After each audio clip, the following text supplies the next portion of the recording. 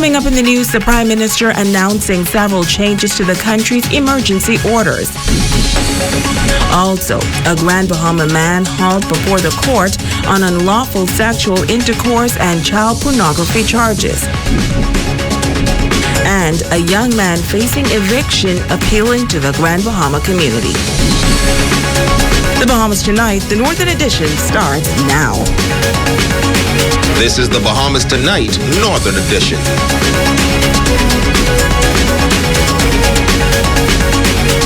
Good evening, Bahamas. I'm Shashina Rowe-Farkas, and as always, it is so great to have you with us. Topping news this evening, Prime Minister, the Most Honorable Dr. Hubert Minnis, making a special COVID-19 communication in Parliament this morning. The nation's leader announcing several changes to the country's emergency orders. He says anyone who has been fully vaccinated will no longer have to take a COVID-19 test in order to travel. Our Talia Hall has more. Prime Minister, the Most Honorable Dr. Hubert Minnis, noting that effective immediately, the daily curfew for Abaco will be moved to 10 p.m. to 5 a.m. The nation's leader also announcing that travelers within the Bahamas who have been fully vaccinated against the COVID-19 virus will be exempted from the COVID-19 test requirements that are currently in place when traveling from New Providence, Grand Bahama, Abaco, Exuma, and Eleuthera. Effective the 1st of May, those traveling to the Bahamas from outside of the country will be exempted from a COVID-19 test if they are fully vaccinated and have passed the 2-week immunity period. Now, proof of full vaccination will be required, and if an individual is not fully vaccinated, that individual will still be required to provide a negative COVID-19 test where testing requirements are in place. Now, fully vaccinated Junkanooers will be able to work in Junkanoo shacks. Additionally, it was announced that fully vaccinated persons will be allowed to dine indoors and attend gatherings with other fully vaccinated persons with minimal restrictions. As it relates to vaccines, the Prime Minister says the government has been informed by the Pan American Health Organization that the second tranche of the AstraZeneca vaccines through the COVAX facility will arrive in country before the end of May. This tranche will consist of 33,000 doses. That leaves the remaining 34,200 doses to be received from the COVAX facility. Thus far, we have administered approximately 22,000 doses of the vaccine. He says health teams were deployed on Tuesday to the various family islands to prepare for the start of vaccinations during the week of April 26. The vaccine will be available to all residents 18 years and older with the Bahamas government-issued ID. Monday, April 26, Andros, Meguana, Inagua, Crooked Island, Auckland, Long Key, North, Central and South Andros, Ragged Island, and mainland Exuma. Tuesday, 27th of April, Berry Islands, Great Harbour Key, Cat Island, San Salvador and Long Island, Exuma Keys, and Rum Key. On Wednesday, April 28th, North, Central and South Eleuthera, and Friday, April 30th, Bimini. The location of vaccination sites and the days and times for each island will be published on opm.gov.bs. That information will be widely circulated via other platforms as well. Vaccinations, Mr. Speaker, are key to us getting out of this pandemic. In order to get back to normal, in order for our economy to fully open up, we need each Bahamian and resident to come forward to be vaccinated when eligible. Vaccines will help to prevent more sickness and death. We need our people to come forward quickly. The Prime Minister says the Family Island locations will have online and on-site appointments. Family Island residents can make their appointments online at vax.gov.bs. Prime Minister Min is encouraging Bahamians to do their part to continue to defeat the COVID-19 pandemic, and he's also inviting those who wish to volunteer to help in the vaccination program to do so. Persons can sign up to volunteer at covax@bahamas.gov.bs. Italia Hall, ZNS Network News.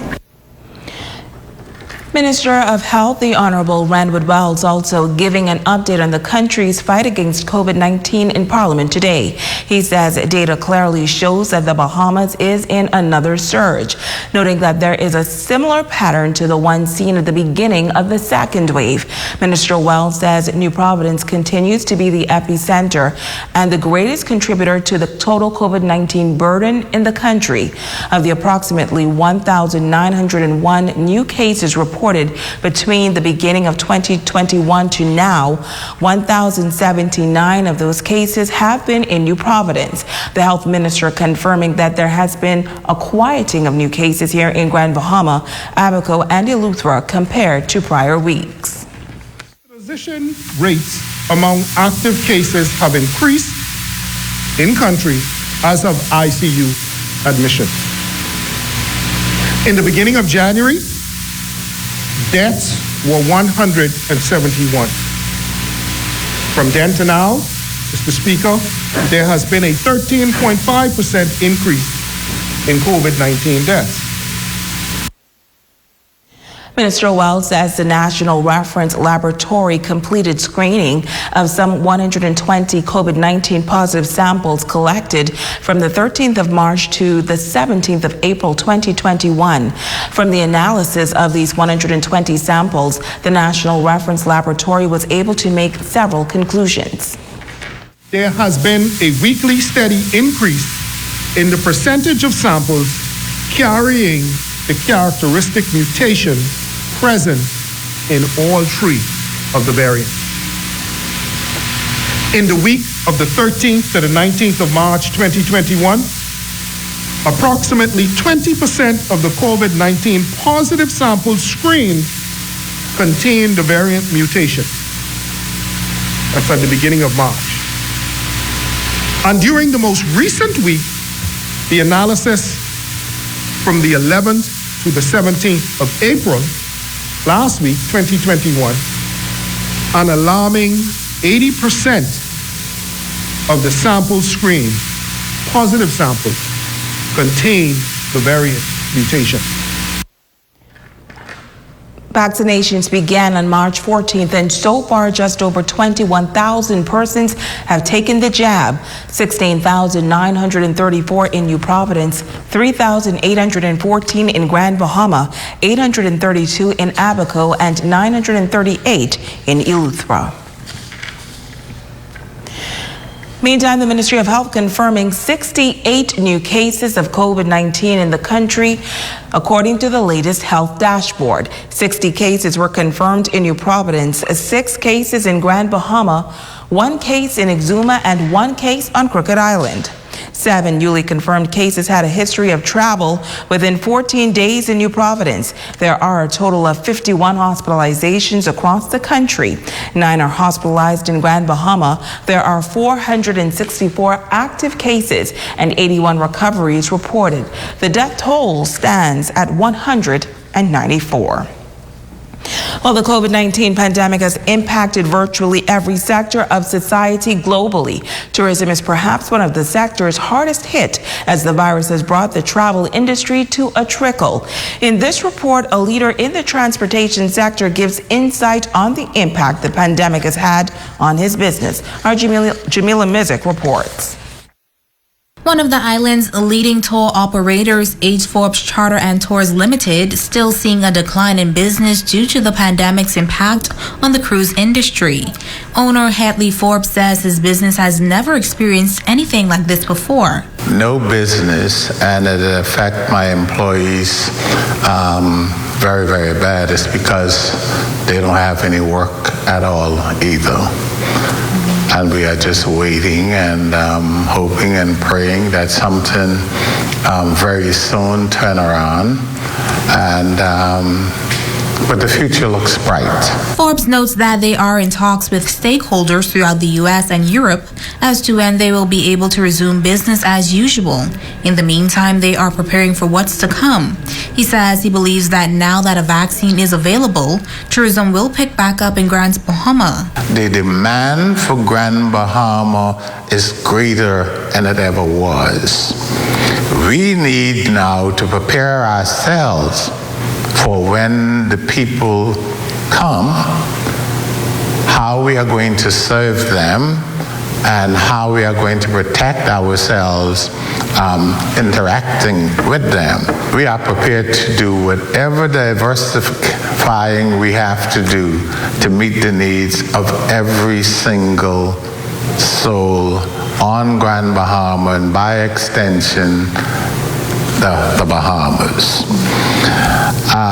We have all our equipment up, running, and we're just waiting for the business. And he says so far there have already been a number of tourists expressing interest to visit this summer. Booking is going well until we had already engaged all of the transportation providers on the island of Grand Bahama to join us and accommodating whatever people come to the island. We are prepared to handle them and give them the VIP treatment like we always did.